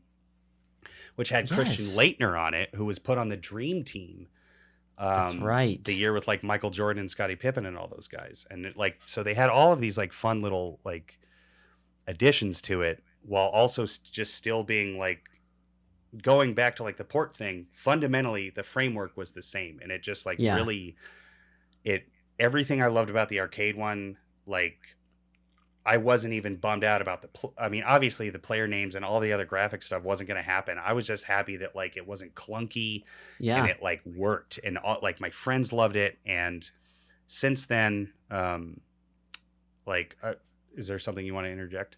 Oh no! 'Cause I'm just I mean, gonna I keep have going. I have stuff to ask you, but Please. continue because I'll ask later. Well, like after that, like, like I said before in the show, like I kind of progressed through the systems, but I still like would play that game. And that was one of the ones that would like keep my Super Nintendo plugged in, was NBA Jam Tournament Edition. My mom like did not object to me being home when she gave me the game. She's like, "Oh, you're sick. That sucks. Here's your game." Not questioning it at all. The other game was Metal Gear Solid. Oh, wow. And I okay. rented that game. And I rented it, and it was a place where if you rented it on Friday, you kept it for Saturday, Sunday, return it Monday. Normally it was only one day. And I played the hell out of that game, and I almost beat it at Sunday night. And I was like, I have to beat it before I return it tomorrow, but I have school. So I called in sick and beat Metal Gear Solid and then returned the game. Worth it. Yeah, absolutely. So like, but then they got into, they made a college one called College Slam, which is like more or less the same thing with just colleges. And then they got into like that hang time, and then those next gen ones that I didn't really kind of like latch onto. Because I just like going back to like the Blades of Steel or RBI Baseball or Bases Loaded, it was just like nuts and bolts. Like, this is a great version of this kind of sport game. And I just like really latched onto it. And then just like how it didn't kind of progress afterward, and like it did that brand split, I just kind of fell off. And then that was like the only game that I played. And then, oh wait, no, ask me a question. Oh, well, I'm going to get into like, I don't know if you've heard me ask people to scene paint, but I want to know what the Super Nintendo setup was like in whatever room in your house. And I want to like know these details of where Yeah. you were sitting and playing. Sure. So I had, like I said, an older brother. He was 5 years older than me. So he's still living with us because I think he would have been 17 at this time. But he was like, we switched rooms. We had a bunk bed. Whoa. We had a bunk bed. And for the longest time we had it. And then like he moved into the basement to have his like teenager basement. Such a But teeny. yeah. The troll going to the dungeon. Oh, it was the smallest room in the world. He's like, this is my space now. So, so I just had our room with the bunk bed in it. And then my dad had this old TV that he had from work, that was like, throw it away. But he was like, it still works. So he just took it. Yeah. And it was one of those like TVs with the VCR built into it. Mm-hmm. And that's what my setup was on a bookshelf. So it was just the Super Nintendo with that TV. To have a TV in my room at that age, that like I was so over the moon. Yes. Definitely didn't have cable hooked up. It was just for Nintendo. Yeah. And I would just like, I also had a Pittsburgh Pirates beanbag. Okay, nice. Yeah. And so like I sat on that and like looked and just like played that game. Were and you a Pirates fan or you just happened to get I that? was, because at this point, like we're in like Bonds Bonilla kind of era. Gotcha. Which I was just, Yeah. oh boy. But I also just in general, like, I mean, the Atlanta Braves were killing it. Like, I mean, it was, again, going back to like that time in sports was just so great. Yeah. And yeah, so like I'm 12, 13, all the way up through like college too, because I brought that, like wherever I moved, I brought that Super Nintendo with me and like would Wow. play it. And like there were like, it would be fun. Like there are some friends that like, I'm sure this happens to you all the time, like some friends that like familiar with it. So like we'd play and we have great time. Some friends that were new, I would just like destroy them. And my favorite teams, if that's one of your questions coming up, because again, we're 2-on-2 here. My favorite basketball team at the time was the Seattle Supersonics. Oh. So I had so my start. You would start with Sean Kemp and Gary Payton, and then the third player, the alternate, was Detlef Schrempf. Which was Detlef Schrempf, a well-rounded player. So that was like my foundational team. But I also loved the Minnesota Timberwolves. Okay. They had J.R. Ryder and Doug West, and another player I forget right now. But like, I kind of like, obviously I hopped to, that was the one thing, is like, because I wanted to see what the other, like the unlockable players were, I got to like sample every team. Yes. And I really kind of like, I mean, the general kind of rubric is basically like, you want a big person that can like block shots and dunk. And then you also want like a passer shooter person, is basically how it would like break down all the time. And there were so many like combinations in that game that was like that. Karl Malone and John Stockton, Reggie Miller and the other guy. Like there was, the other guy. And I remember I think when he got to Chicago, like Horace Grant was like more or less like the substitute for Michael Jordan, because you had Scottie Pippen and B.J. Armstrong. Okay. And this is all just off of my very hazy memory, but and there were like all of those like fun pairings through so many different teams that like it was like really fun to kind of like venture out and play those. And like what's like today the best adaptation of this game is called NBA Playgrounds. And there's a sequel called NBA Playgrounds 2. It's made by 2K, and it's the closest thing that there is to this type of game, and I play that quite a bit. That was like my big like COVID game with like that kind of like kept my community together, because all the people I played with like online were all like pretty much all UCB people on both coasts. And that was like the corner bar for me, and it really like kind of like really saved the old noodle. And we really got into it like so much, and it was so reminiscent of NBA Jam that like it really just like connected with me. and it was so like fun to have more or less like an updated version to like play with friends that we set up seasons, we set up playoff brackets. One guy went and found like a cheap like championship ring. We played like 2 or 3 seasons, like, and it was also around the time when The Last Dance was coming out, like the Jordan Bulls documentary. So like, because we're all like comedy people, like we started like making videos like that were like, you know, well, Yoni beat me this week, but I got Dom next week. And, you know, like it was like, and like, it was very, and like just doing those bits. And then like, as you know, like when you play online and with friends, you kind of get like your little lingo and your slang and everything else. For sure. We really like connected over that game. And I made like, I kind of like took the video thing a little like crazy. And that kind of became like my sourdough for like, you know, how people like during like lockdown are like, I'll make sourdough, or like they got really into cocktails.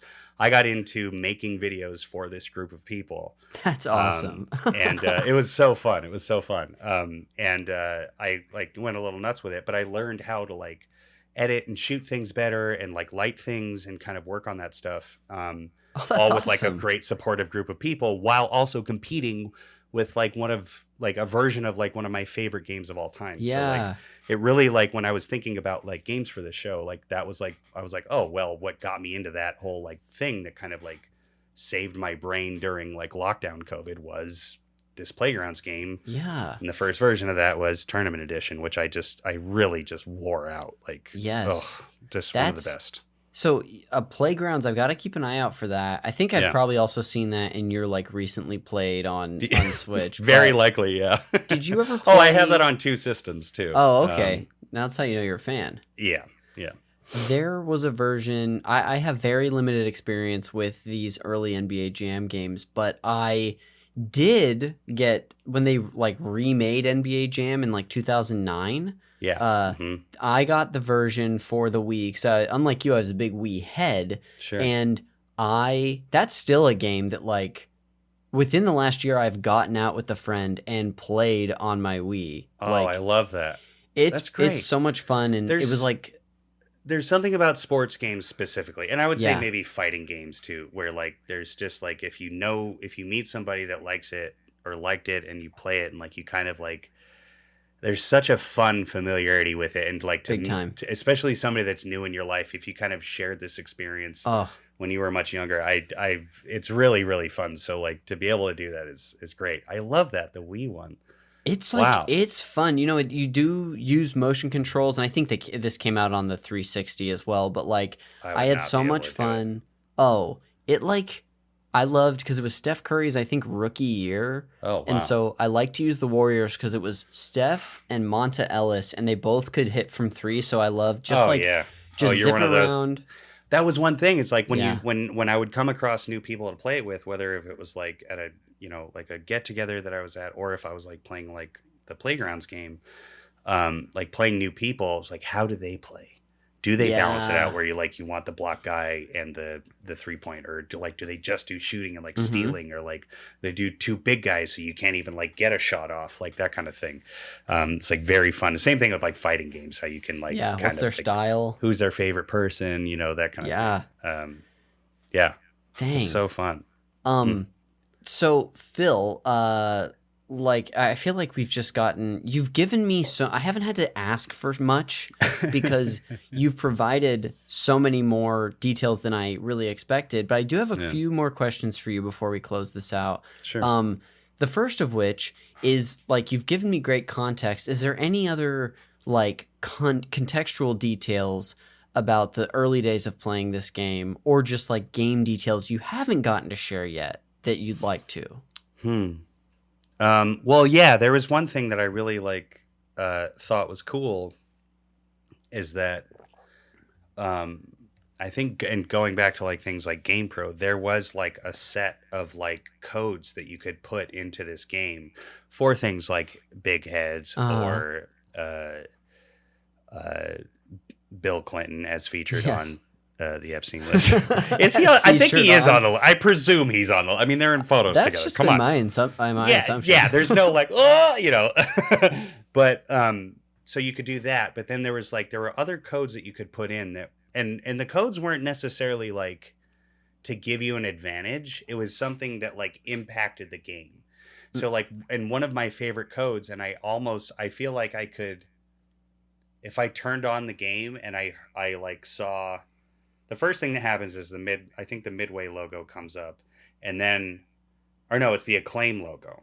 And then a player comes by across the screen and he's dribbling a basketball and he does a flip dunk, and the commentary goes, "He's on fire." And then of course, he's like slams a ball over the Acclaim logo, and then Iguana, which was a game studio, their logo comes up and he's dipped out in like a full on like basketball gear.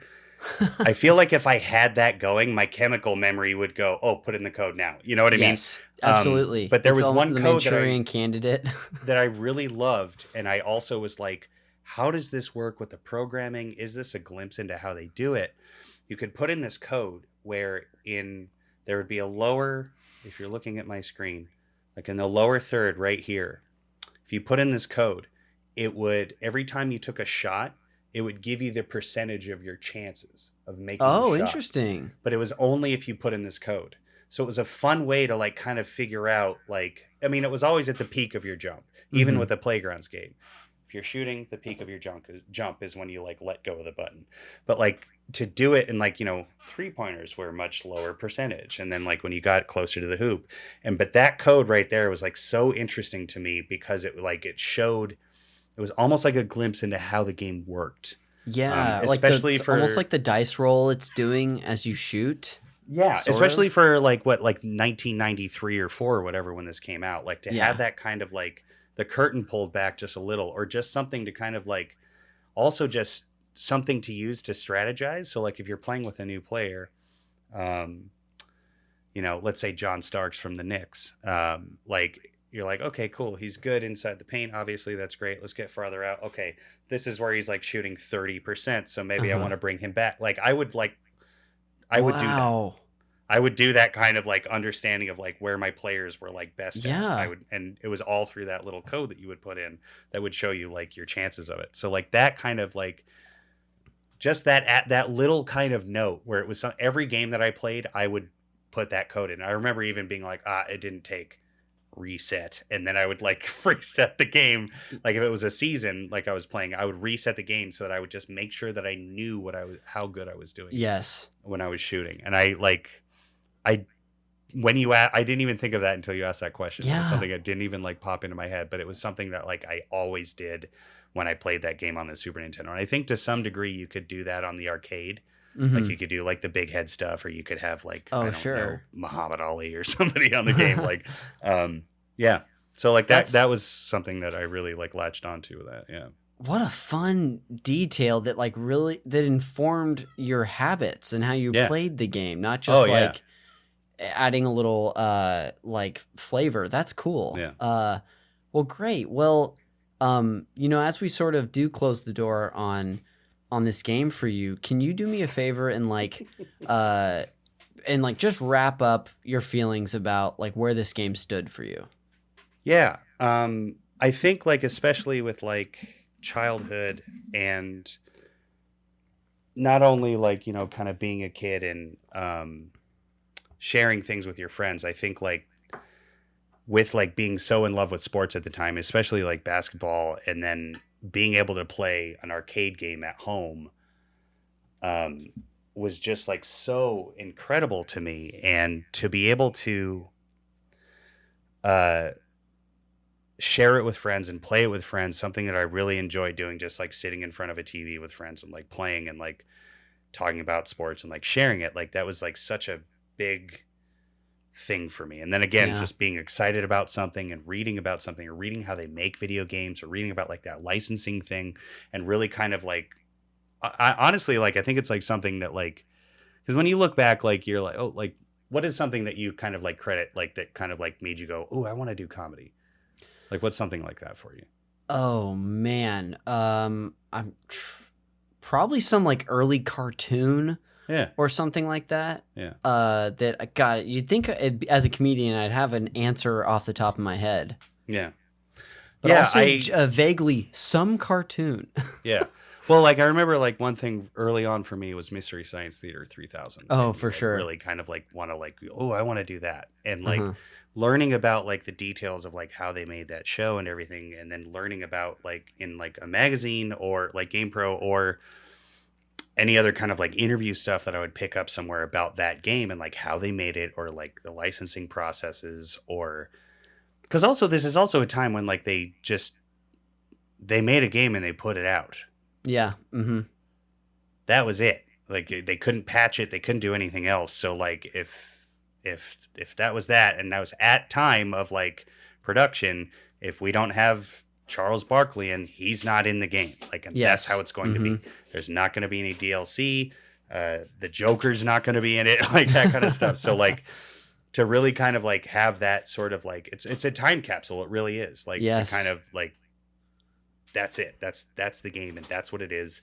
And it was very like influential on so many because then you get like NFL Blitz, Mm-hmm. the MLB one that was Oh, Slugfest, which Yeah.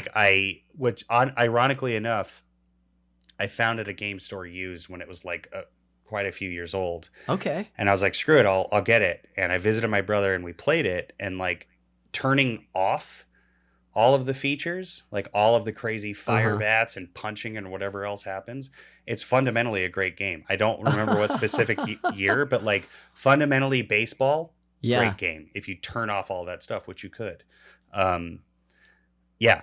So yeah. And then they're just like kind of like another thing I didn't mention is like, you know, obviously everybody knows about like, you make 3 shots, then you're on fire and how Mhm. that can influence your performance in the game. And it can really like turn the tides. I mean, that Playgrounds game has kind of like similar power-ups and stuff like Okay. that. It has the like hotspot thing. And it has like a couple of like ones that weren't, you know, they're not affiliated, but like there are other like kind of little power-ups in that Playgrounds Yeah. game that like really kind of like obviously were inspired by this game. I mean, the whole game is, but it's really like that is like I don't know if I could think of a game that like kind of before that really did that. Like because there's still sure. like that game that 2K made. They just came out with a football game that I don't recall the name of Huh. it, but like Colin Kaepernick is like the person. The cover athlete. Yeah, he's a cover athlete Yeah. for it. And it's there's like the same kind of like cartoony stuff and they have all these crazy power-ups. Like there's one that like has it puts if you're on defense, it's a defensive power-up and it puts pinball bumpers on the field and they move. So if they're like hike, they pass it, successful pass. If the receiver bumps into that The pinball bumper. bumper. Yeah. They'll fly off of it. Like so like that and that's a game that came out like 4 months ago. Yeah. So like that is something that was obviously inspired by NBA Jam and like Mhm. that kind of like thing where these kind of amped up sports games I just like that's the precursor to all of them.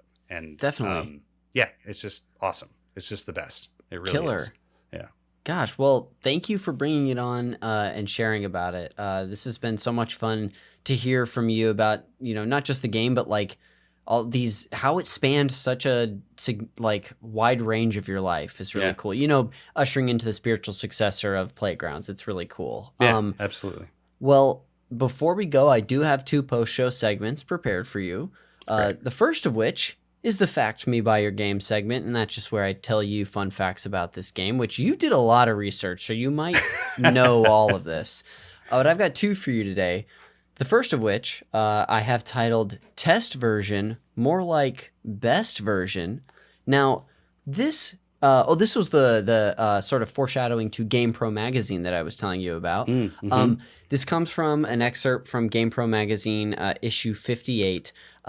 So I guess the test version of NBA Jam Tournament Edition included 8 hidden characters, which were taken out of the final version at the request of the NBA. I don't know if this was purely the arcade version or one of the ports, but you had sort of led us to this point where it was a lot of Mortal Kombat characters, including Raiden, Reptile, Scorpion, Sub-Zero. There were other characters that were included as well. And It Midway, makes sense. Yeah, Because absolutely. like at that time also there was like so much controversy about Mortal Kombat where it was like you're pulling people's heads off and their arms off and everything. So you're going to incorporate our wholesome basketball league. Yeah, exactly. The WBL. But yeah, so I guess Midway stated they would update all test version cabinets to remove these characters as well, which yeah, like you said, makes a lot of sense. But a fun little detail. The second one that I have titled is titled Jordan and Peyton 2-Man Dream Team. Now this comes from what's called the Gamer Blog by John Robinson. Now this person, he interviewed lead designer Mark Turnell, and he had a fun, interesting thing to share. We were talking about how MJ wasn't included in the game, obviously for licensing reasons. But the most interesting, this is a direct quote from Mark Turnell. The most interesting one version of the game was the team of, or I think detail, was the team of Gary Payton and Michael Jordan.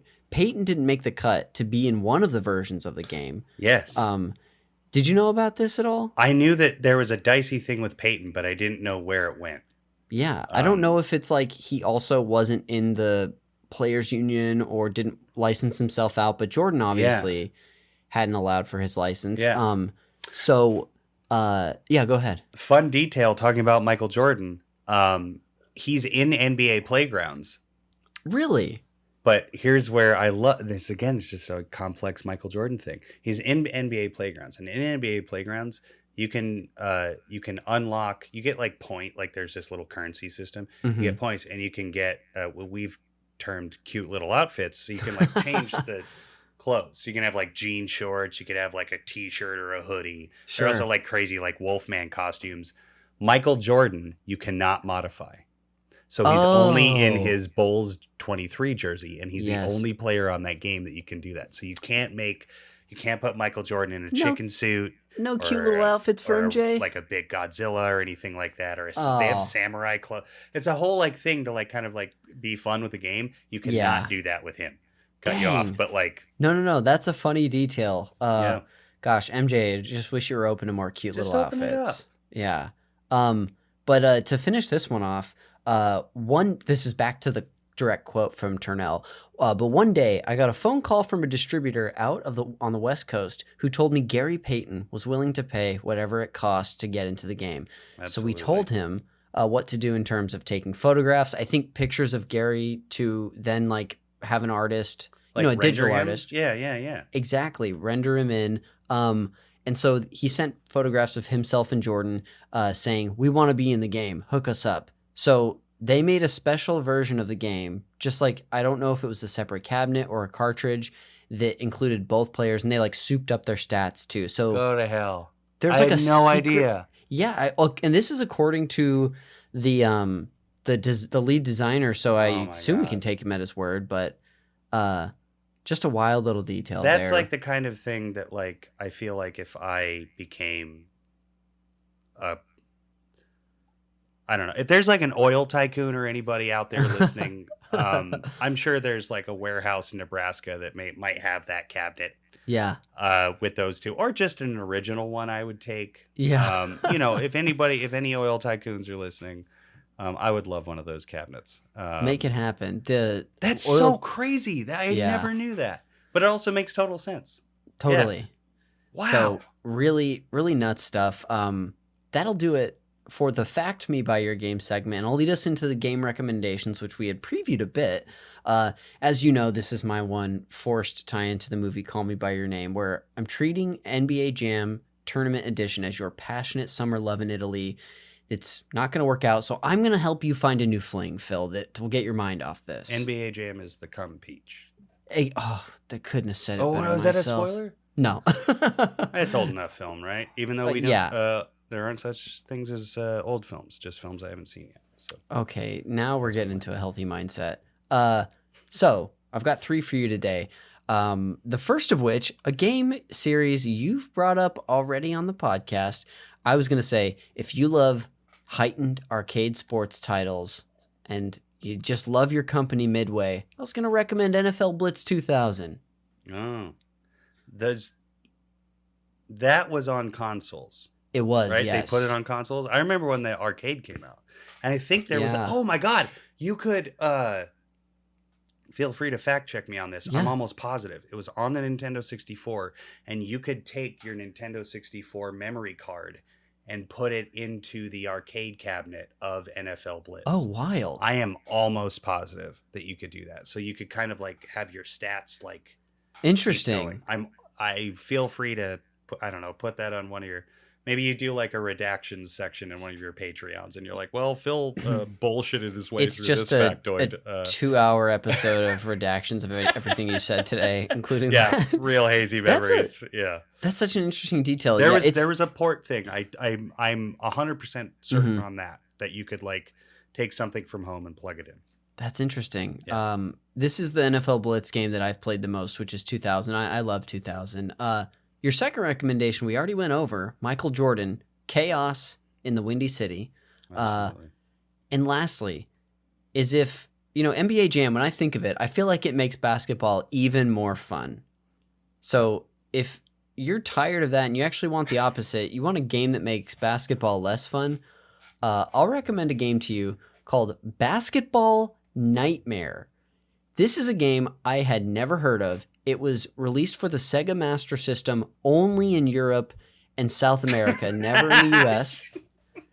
And this is a game where you play as like a team of like this. It's like the same character model of the same little redheaded little boy. And you play against teams of monsters playing basketball. So it's almost like a Monstars like preview in a way. Or even a precursor to the Michael Jordan game. Yeah. This game looks terrible, by the way. I watched some gameplay from it earlier. Honestly, I don't recommend it. I mean, I do, but I don't. When he said Europe only, and then I was just like, you're a basketball team, but then it turns out that the whole plot of the game is that there's a horrific bus crash in the mountains, and you have to survive it. And it just goes on. Because I've never heard of that. Sega Master System I know of, obviously. But yes. That's insane, and it's only European. Yeah, I guess Europe and South America is where it came out, but anyway, it's from Europe and South America. That's normal. Yeah. Yeah, right. That checks out. But I guess the Axis powers of gaming that get those sorts of You would play games against werewolves, cyclops, skeletons, samurais, like just wild. Wow, a little rampage in there, maybe. Need a giant gorilla, perhaps an oversized one that's climbing a skyscraper. But anyway, that'll do it. I'll just recap your recommendations again by listing them. We've got NFL Blitz 2000, Michael Jordan Chaos in the Windy City, and Basketball Nightmare. Phil, that'll do it for the Game Rex, and that'll actually bring us to the end of the show. So love it. Before we go and plug whatever we want on the way out, thanks again for doing this. This was so much fun sitting down with you and just having a good old time. Thank you. Yeah. Thank you for listening to me rant on. And really like this, I so many like new memories came up, and I'm so glad. I really am like, this is like almost a therapy session in a way. But my only goal when I do these, not to have fun or to get to know my guests, but to act as a therapist. Yeah. I'm happy that I played both of your recommendations. Well, the first two, and then perhaps if I'm locked up abroad sometime, I'll play the other one. This probably sounds how the only time I'm going to be able to access that. I would, thanks again for having me. You bet, yeah. On my way out, promoting what I thought I would do, because I have stuff happening, but it's not till later. What I thought I would do is going back to like UCB and just kind of like meeting so many fabulous people. Mm-hmm. I would like to promote some things that some friends are doing. Please. And some are mutual friends of yours. First off, the LABF, the Los Angeles Baseball Federation, of which Connor and I are both part. LosAngelesBaseballFederation.com is where you can find that. We're also on Instagram, and then all of the teams have accounts. Since it's the beginning of the year, we're actually like doing open practices and kind of like pickup games. And that's how we get to know people and have them join the league. So if you are up for it, there's no barrier to skill, or anybody can play, come as you are. I mean, you can help me promote this as well, Connor, because Yeah. you're such an advocate for it. It really is the best thing. We use wood bats. We wear helmets. We throw hard. We play hard. But like, it's the perfect balance of competitive and fun. And Amen. we play at Ralph Lauren Park in Burbank in the spring and summer. So there's that. That was a big one. Hell yeah.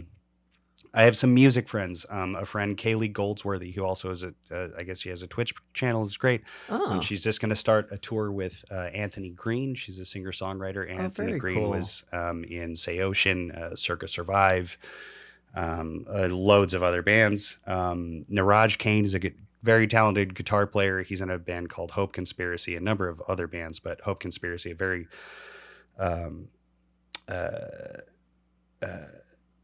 just old hardcore band. Great. They put out a new EP. Lamar Woods is a friend of ours. Oh, really? He's putting out an album. oh, duh, yeah. Yeah, on February 14th, called Highly Sensitive Person. Please do that. He's been promoting the heck out of that. Yeah, lately. he's killing it. I'm very happy for him.